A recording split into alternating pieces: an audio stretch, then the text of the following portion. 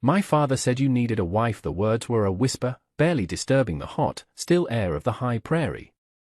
They came from a young woman who looked as if a strong gust of wind might carry her away. She was small and fine-boned, lost inside a tattered white prairie dress, its hem and sleeves frayed and stained with the dust of a long road. Her face was smudged with dirt, but her eyes, dark and clear, held a startling composure. She could not have been more than 18.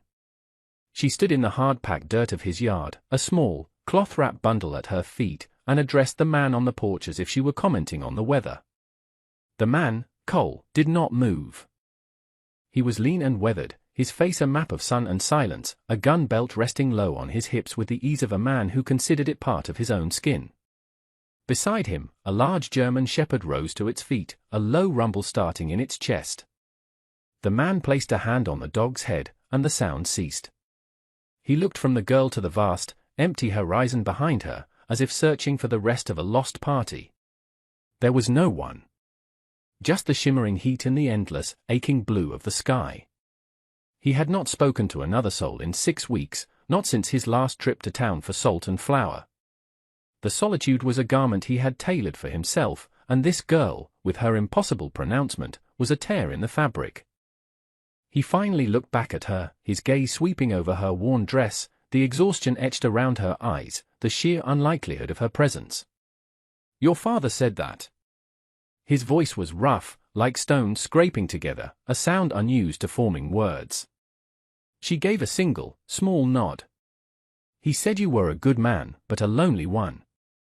He said a man cannot work a place this size alone forever." Her English was careful, each word placed precisely, as if it were a fragile thing she had carried a long way. Cole's gaze drifted to the small, unpainted shack that was his home. He saw the single chair at the table through the open doorway, the neat but empty spaces, the profound quiet that lived within its walls.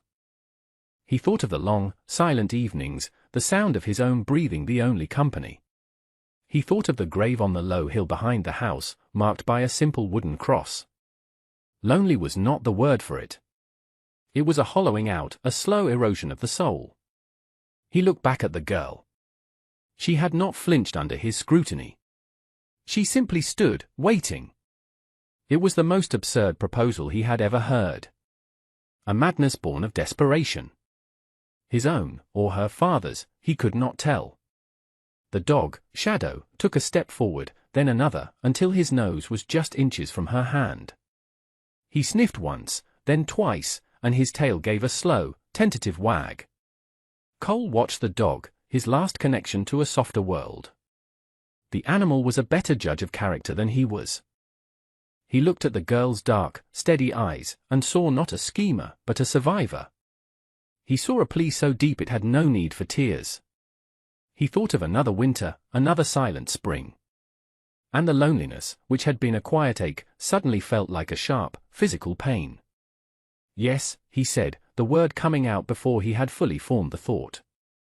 The girl's shoulders, which had been held ramrod straight, slumped in a barely perceptible wave of relief.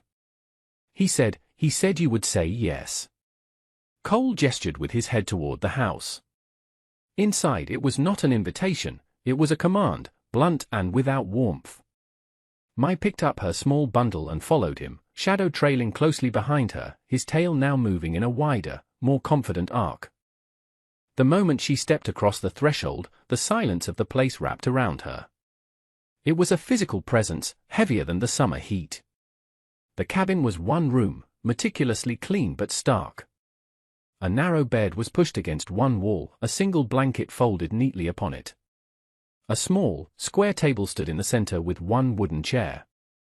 On a rough-hewn shelf, a single tin plate, a single cup, and a single fork and spoon were arranged with military precision. There was no clutter, no sign of hobby or leisure, only the bare essentials of a solitary existence. It was a house built around an absence, a space that held the shape of what was missing. Mai's gaze fell upon a small, faded photograph tacked to the wall near the stove. A woman with a kind smile and Cole's same steady eyes looked out from the image. Beside her, a younger, softer Cole stood, his arm around her, a hint of a smile on his own lips. This, then, was the wound. The house was not merely empty, it was a memorial. Cole walked to the far corner, where a pile of folded blankets sat on a low cot that served as a bench. "You'll sleep there," he said, not looking at her. He moved to the stove, his back a rigid wall of dismissal. "There's work. The chickens need tending. The garden, what's left of it, needs water. I expect you to earn your keep." He spoke as if she were a hired hand he had been forced to take on, not a woman who had been offered to him as a wife. "My understood." The word "a wife" had been a key to open a door, nothing more. The reality would be something else entirely, something she would have to build from the dust of this lonely place. She set her bundle down on the cot. It contained her only other dress, a small pouch of herbs from her mother, and a pair of worn-out slippers. It was the entirety of her world. She looked around the sparse room again, her eyes cataloguing the tasks ahead. The floor needed a good scrubbing, not just a sweeping. The single window was grimy. The scent of stale loneliness clung to the very timbers of the walls. It was a house that had forgotten how to be a home. Shadow padded over to her and nudged her hand with his wet nose, looking up at her with intelligent, brown eyes. She slowly reached out and stroked his head, her fingers sinking into his thick fur. The dog leaned into her touch, letting out a soft sigh. It was the first sign of welcome she had received. Cole glanced over his shoulder, his expression unreadable as he watched the interaction. He said nothing, turning back to the stove to scoop coffee grounds into the pot, his movements economical and practiced. He was setting a boundary of silence, a territory she was not to cross. Mai accepted it. She had not come here expecting comfort. She had come here for survival, and survival was a language she knew well. She would learn the grammar of this quiet, wounded house, one small task at a time. The next morning, Mai was awake before the sun had fully breached the horizon. Cole was already gone, a faint scent of coffee the only evidence he had been there. A half-full cup sat on the table, a silent offering. She drank it, though she was not used to the bitter taste. It was warm, and that was enough. She started with the small things. She took a bucket and a stiff brush to the cabin floor, scrubbing the pine boards until the clean scent of wood began to overpower the stale air.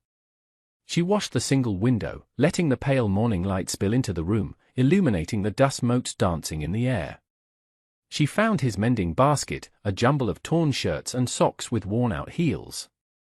Her fingers, nimble and sure, went to work. She did not replace the rough, functional stitches he had made, but worked around them, her own neat, nearly invisible lines of thread reinforcing the fabric, making it stronger. She moved outside, to the chicken coop. The hens clucked nervously at her approach, but she moved slowly, speaking to them in a low, soft murmur of her native tongue. She gathered the eggs, her hands gentle, and refilled their water and feed. Then she turned her attention to the garden. It was a sad, sun-scorched patch of earth. The beans were withered on the vine, the squash plants drooping and yellow. He had called it what's left of it, and she could see why. It was a garden tended by a man with no hope left for it. But Mai saw potential. She saw the deep-rooted herbs that had survived, the stubborn persistence of a few tomato plants. Using a rusty hoe, she began to carefully break up the compacted soil around the struggling plants, her movements rhythmic and patient. She pulled the weeds not with aggression, but with a gentle coaxing, laying them in a neat pile to dry in the sun, where they would become mulch to hold what little moisture remained. She worked through the heat of the day, asking for nothing, stopping only for a drink of water from the well. When Cole returned at dusk, leading his horse, he stopped for a moment, his gaze taking in the yard. The path to the cabin was swept clean. The pile of weeds by the garden was new. He entered the cabin and the first thing he noticed was the light. The clean window made the small space feel larger, brighter. The floorboards were no longer grey with dust but showed the pale grain of the wood. A shirt he had torn on a fence post last week lay folded on his bed, the tear so expertly mended he had to look twice to find it. At the table, 2 places were set. One tin plate, and another she had washed from a dusty stack on a high shelf. A small bowl of scrambled eggs sat in the middle, along with a slice of bread for each of them. He looked at her. She stood by the stove, her hands clasped in front of her, her expression neutral. She had taken the smaller portion, he noted. She always would. He sat down without a word and began to eat. The silence was still there, but it had changed. It was no longer the hollow silence of emptiness, but the watchful silence of two people sharing a space, learning the quiet rhythm of each other's presence. Shadow became Mai's constant companion. In the beginning, he had watched her with the same guarded appraisal as his master, his loyalty absolute and singular. But Mai never pushed. She never commanded him or tried to win his affection with grand gestures. Instead, her kindness was a steady, quiet drizzle. When she worked in the garden, she would speak to him softly, telling him about the plants as if he were a fellow gardener. When she sat outside in the evenings to mend, she would leave a small scrap of jerky from her own meager portion near him, an offering made without expectation. The dog, who had only ever known Cole's gruff, unspoken affection, was slowly disarmed by this different kind of care. He began to anticipate her routines. In the morning, he would wait by the door not for Cole, but for her, whining softly until she emerged to start her day. He would follow her to the chicken coop, sitting patiently as she gathered the eggs, his presence a silent, furry guard against any unseen threat. He started bringing her things, treasures he deemed worthy of her attention, a smooth, grey stone, a fallen bird's feather, once, a very startled field mouse, which he deposited gently at her feet with a proud thump of his tail. Mai had thanked him gravely, scooping up the stunned mouse and releasing it back into the tall grass when the dog was distracted. The true turning point came one afternoon when a sudden, violent thunderstorm rolled in off the plains. The sky turned a bruised purple-black, and lightning split the heavens, followed by claps of thunder so loud they shook the cabin's very foundation. Shadow, who had a deep-seated fear of the sound, began to pace and whine, his body trembling. Cole was out on the range, checking on a fence line miles away. Mai saw the dog's rising panic. She sat on the floor, pulling a blanket from her cot, and made a soft clicking sound with her tongue. "It's all right, Shanhu," she murmured, using a name from her own language, meaning a mountain tiger. "Just sky noise." The dog hesitated, then crept toward her, his ears flat against his head. He pushed his nose under her hand, still shaking. Mai wrapped the blanket around his broad shoulders and pulled him close, her small frame a surprising anchor against his fear. She did not coddle him, but simply sat with him, her hand resting steadily on his back, a silent, solid presence against the storm's fury. She began to hum a low, tuneless melody from her childhood, a song for chasing away spirits. The dog's trembling slowly subsided.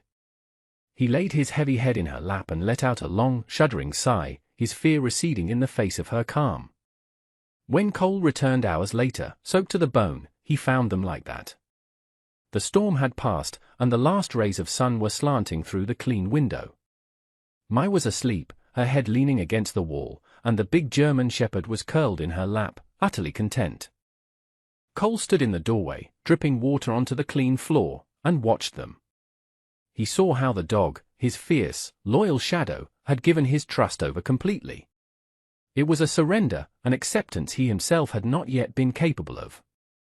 He felt a strange, unfamiliar pang in his chest, something that was not quite grief and not quite anger. It was the feeling of a lock beginning to rust, of a door long bolted starting to shift on its hinges. Cole began to answer her small acts with his own. He was a man who spoke with his hands, his thoughts expressed in bent steel and planed wood. Words were a foreign currency he had long since stopped trading in.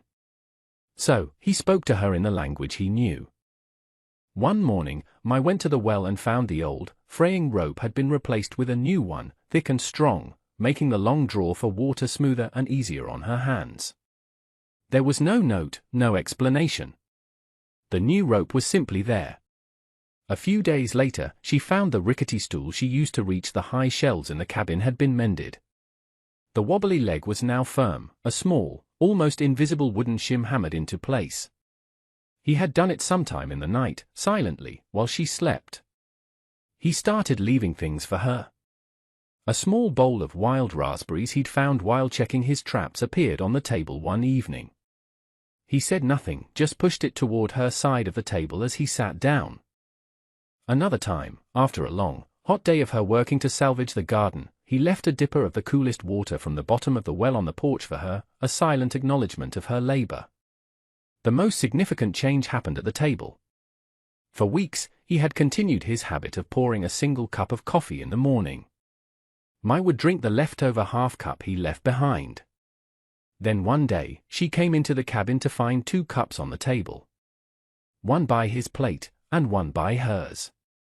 He was at the stove, his back to her, but she saw the slight hesitation in his movement as he poured the coffee, first into his cup, then into hers. It was a small thing, a gesture that cost nothing. But in the silent world of the ranch, it was a profound declaration. It said, "You are here," it said, "I see you." It was an admission of her presence, a doubling of the solitary ritual that had defined his life for so long. I felt a warmth spread through her chest that had nothing to do with the coffee. She sat down and wrapped her hands around the cup. It was an anchor in the quiet, a small point of connection. She looked at his broad back, the tense line of his shoulders, and understood that this was his apology, his gratitude, his conversation. He would not say a thank you for the mended shirts or the salvaged garden or the peace she had brought to his dog. Instead, he would give her a new rope for the well and a second cup for the coffee. And for now, in this house of wounds and silence, it was more than enough. The quiet between them began to change, no longer a void but a space filled with unspoken understanding, a dialogue of silent reciprocation. He was still a fortress, but she was beginning to see the cracks in the stone. One sweltering afternoon, a man on a fine-looking bay horse rode into the yard. He was dressed in town clothes, a clean shirt and a string tie, despite the heat. He had a round, pleasant face and a smile that seemed permanently affixed. He dismounted with a practiced ease, tipping his hat. "Cole, my friend," he said, his voice hearty and smooth. "Been a while. Thought I'd ride out, see how you were faring in this heat." Cole, who had been cleaning a rifle on the porch, nodded slowly, his eyes narrowed. Shadow stood beside him, hackle slightly raised, a low growl barely audible. "Davies," Cole said, his tone flat. It was a statement, not a welcome. Mr. Davies's smile didn't falter. His eyes flicked to the cabin door, where Mai had appeared, wiping her hands on an apron. His smile widened. "Well now, what's this? Don't tell me you finally hired some help." "Smart man. A place this size is too much for 1 inch." Mai felt his gaze sweep over her, assessing and cataloguing. It was not a leering look, but something colder, more calculating. It made the skin on her arms prickle. "She's my wife," Cole said, the words coming out hard and definite. It was the first time he had used the word since her arrival. Davies's eyebrows shot up in feigned surprise. "Wife? Well, congratulations are in order. A quiet wedding, I take it." He chuckled. "Always knew you were a private man, Cole. But a good wife is a blessing. A true blessing." He turned his attention to Mai. "A pleasure to meet you. I'm Frank Davies. I own the adjoining spread. Your husband and I are old neighbors." He spoke to her as if she were a simpleton, his tone overly loud and slow. Mai simply inclined her head, her eyes missing nothing. "I was just saying to Cole," Davies continued, turning back to him, "this drought is a killer. My creek's running low. Yours must be about dry. It's the well that's the real treasure on this land, always has been. A man with a reliable well in these parts is a king." He paused, his gaze lingering on the well pump near the house. "You've kept your paperwork in order, I trust? For the water rights? The county clerk's a stickler these days. New regulations and all." Cole's jaw tightened. "My paperwork is fine." Good, Davies said, his tone breezy. "Just looking out for a neighbor. With a new wife to think of, you can't be too careful. A man has to protect his assets." The word assets hung in the air. He wasn't just talking about the water. Mai watched him, her mind working. She remembered conversations in her father's shop, merchants talking about land grabs, about men who used droughts and legal papers to squeeze out smaller homesteaders. Davies's concern felt rehearsed, his questions too pointed. He asked about the garden, about how many head of cattle Cole was running, about his trips to town. Each question was coated in a layer of friendly interest, but underneath, my sensed a sharp, probing edge. He was mapping Cole's life, searching for a weakness. As he was leaving, he smiled at my again. "A pleasure. This is a hard life out here.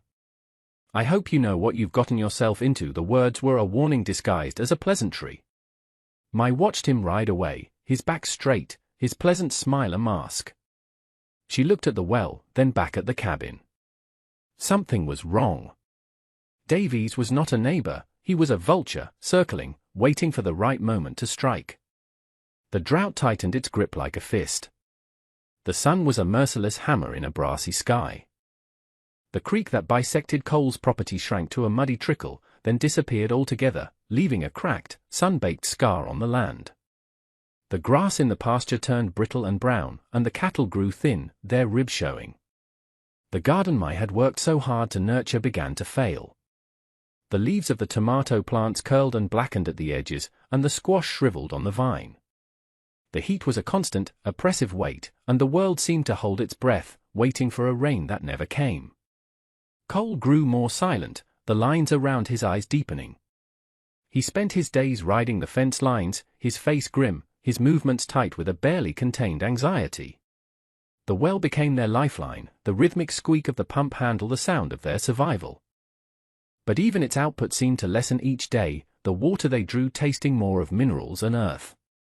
It was during this desperate time that Mai's quiet preparations were revealed. Cole had watched, confused, as she'd spent weeks lining several old barrels with a strange, thick clay she had dug from the creek bed before it went dry. She had placed them under the eaves of the cabin and the small barn. He had thought it a strange, pointless task. But the night of the violent thunderstorm, the storm that had terrified Shadow, the barrels had done their work. They had collected gallons of runoff from the roof, water that would have otherwise soaked into the parched ground and evaporated. Now, this water, carefully covered and conserved, was what she used for the chickens and the most resilient of the garden plants. Furthermore, she had built small, shaded canopies over the hardiest vegetables using old burlap sacks, shielding them from the worst of the afternoon sun. She had mulched their roots not just with weeds, but with every scrap of organic matter she could find, creating a thick layer that held the moisture in the soil. She rationed their drinking water with a discipline that bordered on severe. Every drop was measured, every cup accounted for. She washed their plates with a small basin of water that was then used for the herbs by the door. Nothing was wasted. One evening, Cole came back to the cabin, defeated. "I'll have to sell off half the herd," he said, his voice flat with despair. "There's not enough water to keep them. I'll be lucky to get half what they're worth." He slumped into his chair, the weight of the ranch pressing down on him. Mai placed a cup of water in front of him. It was from the well, their precious drinking supply. "Tomorrow," she said, her voice quiet but firm, "we will dig." He looked at her, uncomprehending. "Dig where?" "The ground is like iron, the place where the creek bends," she explained. "Where the willows grow. The roots go deep. The water is not gone. It is just hiding." He stared at her, at the absolute certainty in her eyes. It was a mad idea, born of desperation. But he looked at the surviving plants in her garden, at the water barrels, at the way she had quietly prepared for a catastrophe he had only reacted to. For the first time, he felt a flicker of something he had not felt in years, hope. They began to dig at dawn.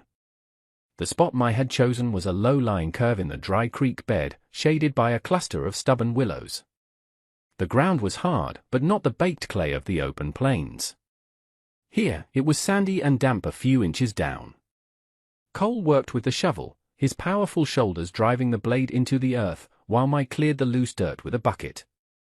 Shadow lay under a willow, watching them, panting in the growing heat.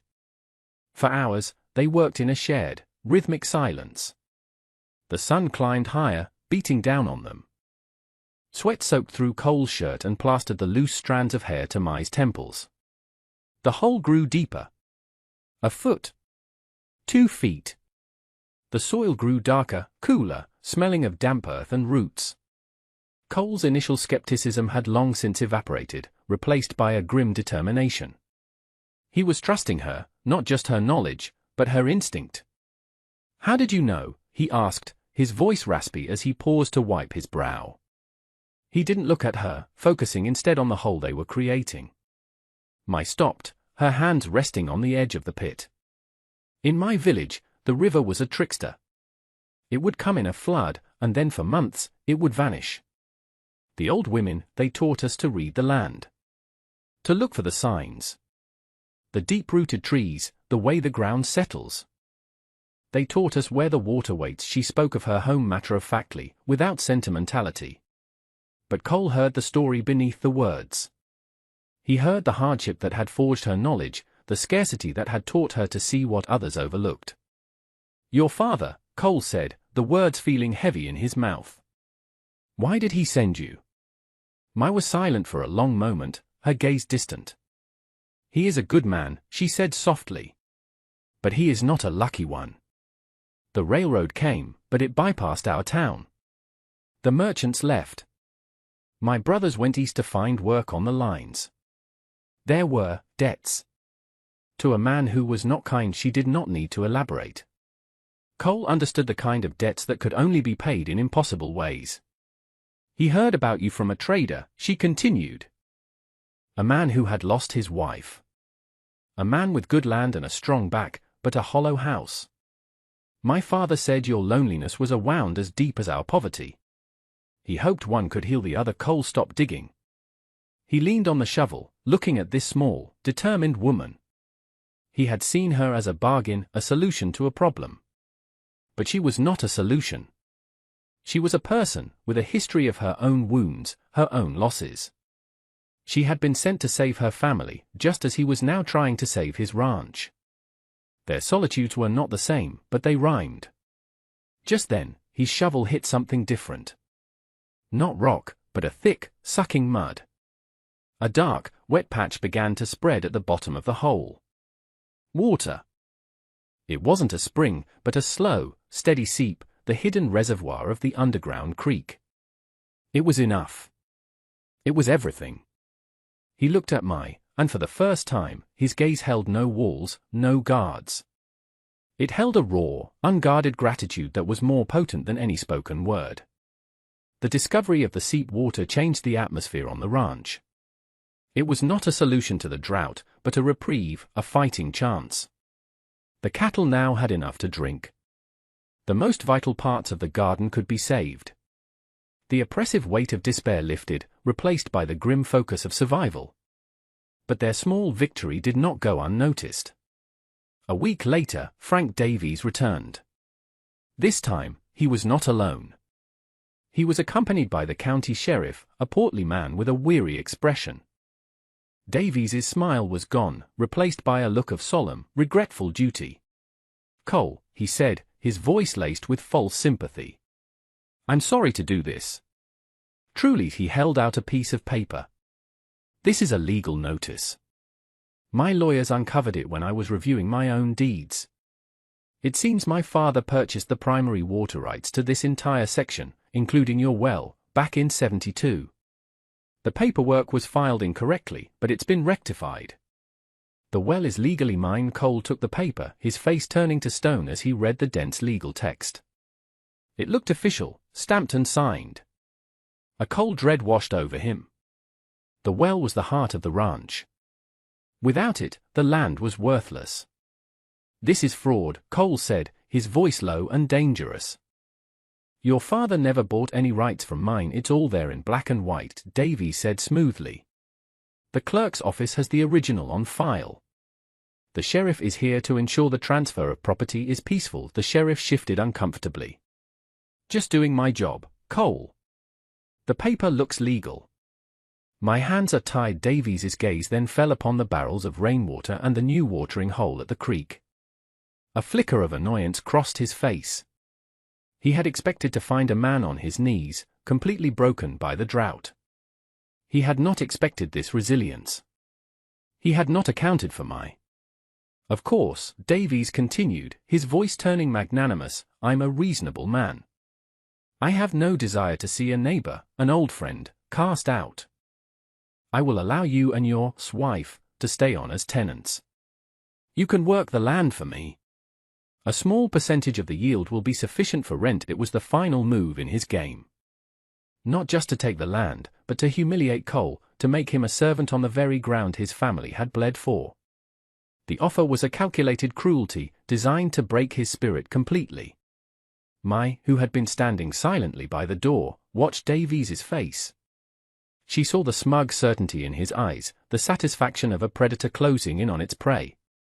She looked at the document in Cole's hand. She remembered the way Davies had talked about the county clerk, the new regulations. It all felt too convenient.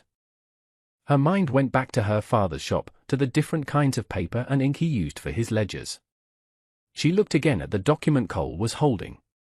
The paper was crisp, the ink a uniform, solid black. It looked too perfect. An idea, sharp and clear, formed in her mind. She said nothing, but a quiet resolve settled over her. This fight was not over. Davies had miscalculated. He saw a lonely man and a foreign girl. He did not see the rancher's iron will, and he did not see the quiet, observant woman who had learned to survive by noticing the things others missed. That night, a heavy quiet fell over the cabin.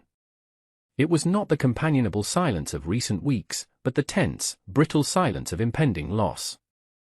Cole sat at the table, the legal notice spread before him, staring at it as if he could will it to be false. He had been defeated not by the land or the sky, but by a piece of paper. He felt a familiar, crushing weight, the same he had felt when he buried his first wife, Sarah. The feeling of being powerless against a cruel turn of fate. Mai watched him, her heart aching for the pain he could not show. His bag was packed. She knew what it meant. It was the bag he kept ready after Sarah's death, the one he'd nearly used to abandon the ranch before something had made him stay. Now it was out again, a symbol of his surrender. She waited until the moon was high, until his breathing had evened out into the troubled sleep of the defeated. Then, she moved. Silently, she lit a small lamp, keeping the flame low. She went to a dusty wooden chest in the corner, one she had never seen Cole open. It was where he kept Sarah's things. With a deep breath, she lifted the heavy lid. Inside, nestled amongst folded linens and a pressed wedding dress, was a small, leather-bound book. A diary.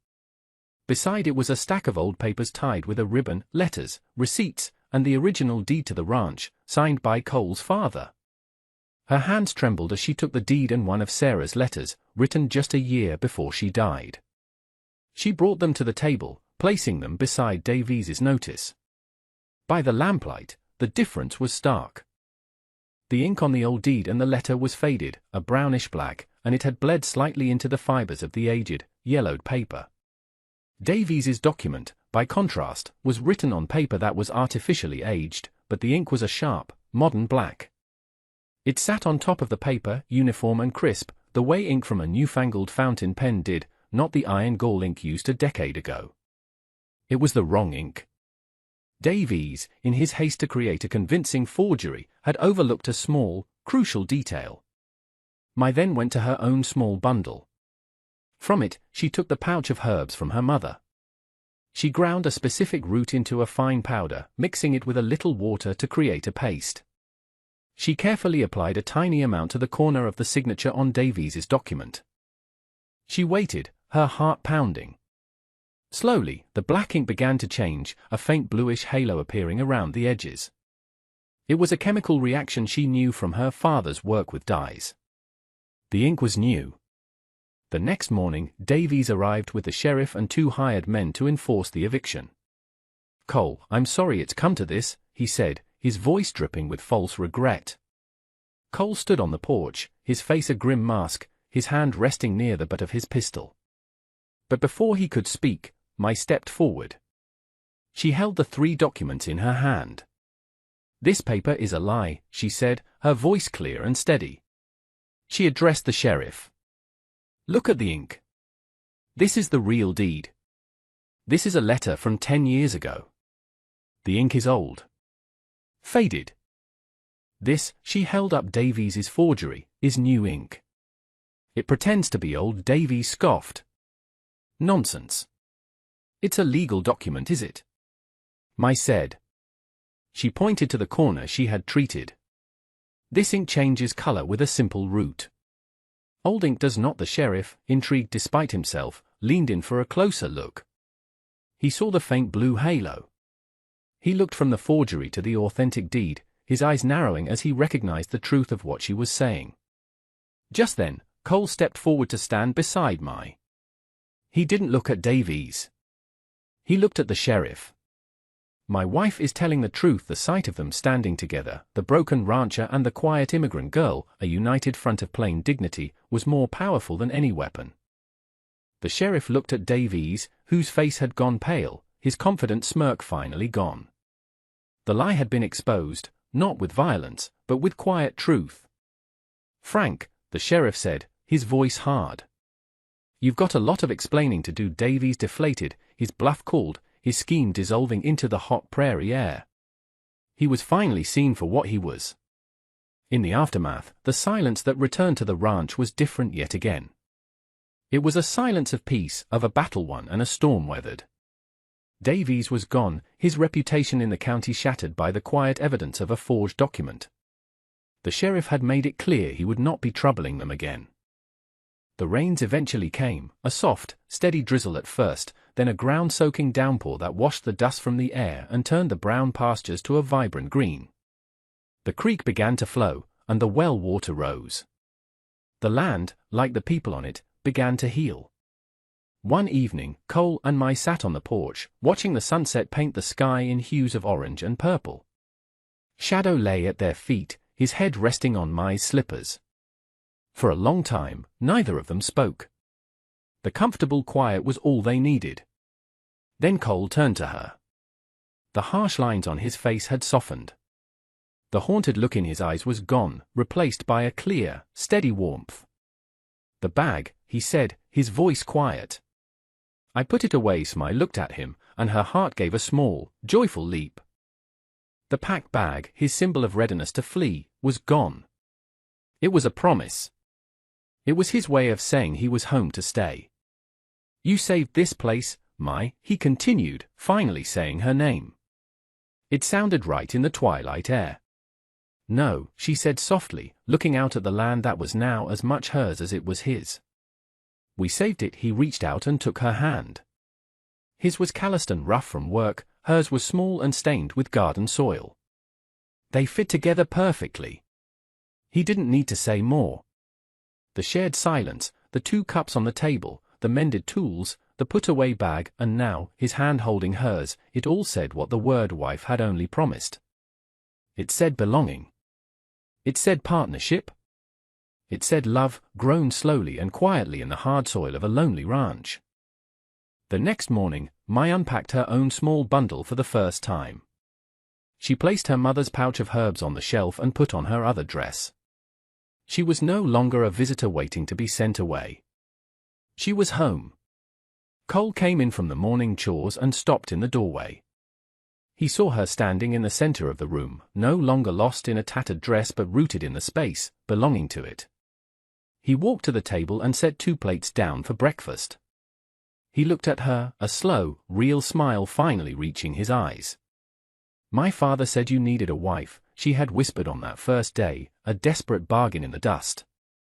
Now, standing in the warm light of the cabin, she knew the truth. He hadn't needed a wife. He had needed her. Thank you for watching.